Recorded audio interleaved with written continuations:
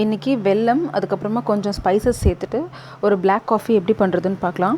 அதுக்கு நான் 3 கப் அளவுக்கு தண்ணியை வந்துட்டு ஃபஸ்ட்டு சூடு பண்ணிக்கிறேன். தண்ணி வந்துட்டு நல்லா கொதிக்கட்டும். அதுக்குள்ளே வந்துட்டு நான் 2 டீஸ்பூன் அளவுக்கு சுக்கை வந்து இந்த மாதிரி நசுக்கி எடுத்துருக்கிறேன். நீங்கள் சுக்கு பொடியாக இருந்தாலும் சேர்த்துக்கலாம். 1.5 டீஸ்பூன் அளவுக்கு சேர்த்துக்கோங்க. நான் இப்போ 2 டீஸ்பூன் அளவுக்கு இந்த நசுக்கின சுக்கை வந்து இந்த கொதிக்கிற தண்ணியில் சேர்த்துக்கிறேன். அது கூடவே 1 டீஸ்பூன் அளவுக்கு மிளகு தூள் சேர்த்துக்கிறேன்.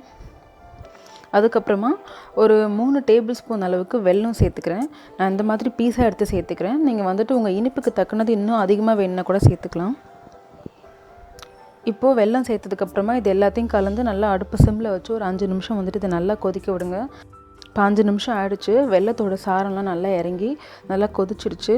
இந்த ஸ்டேஜில் நான் 3 டேபிள் ஸ்பூன் அளவுக்கு ஃபில்டர் காஃபி பவுடர் சேர்த்துக்கிறேன். இன்ஸ்டன்ட் காஃபி பவுடரை விட இந்த ரெசிபிக்கு ஃபில்டர் காஃபி பவுடர் சேர்த்துக்கிட்டிங்கனாக்கா உங்கள் உடம்புக்கும் ரொம்ப நல்லது அண்ட் சீக்கிரமாக ஜீரணம் ஆகிற மாதிரியும் இருக்கும்.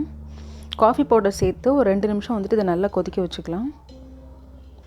இப்போ 2 நிமிஷத்துக்கு அப்புறம் பார்த்திங்கன்னா காஃபியோட சாரமும் நல்லா இறங்கி வாசம் வர ஆரம்பிச்சிருச்சு. இந்த ஸ்டேஜில் கடைசியாக வந்துட்டு ஒரு 2லேருந்து 3 ஏலக்காயை நல்லா நசுக்கி இது கூட சேர்த்துட்டு உடனே அடுப்பை ஆஃப் பண்ணிவிடுங்க. அடுப்பை ஆஃப் பண்ணி ஒரு 2 நிமிஷம் அப்படியே விட்டுடுங்க. 2 நிமிஷத்துக்கு அப்புறமா ஒரு வாட்டி கலந்து விட்டுட்டு திரும்ப வந்துட்டு நம்ம ஸ்ட்ரெயின் பண்ணி தனியாக எடுத்துக்கலாம். அவ்வளோதான். ரொம்பவே ஈஸி அண்ட் ஹெல்த்தியான ஸ்பைசஸ் போட்டு ஒரு மசாலா ஜாகரி காஃபி ரெடி. இது வந்துட்டு பார்த்திங்கன்னா நீங்கள் ரொம்ப ஹெவியாக சாப்பிட்ருக்கும் போது உங்களுக்கு வந்துட்டு ஒரு மாதிரி ப்ளோட்டிங்காக இருக்குது இல்லை வேறு ஏதாவது கேஸ் ப்ராப்ளமாக இருக்குன்னு சொன்னால் அந்த டைமில் இதை எடுத்துக்கிட்டிங்கனாக்கா உங்களுக்கு ரொம்பவே யூஸ்ஃபுல்லாக இருக்கும்.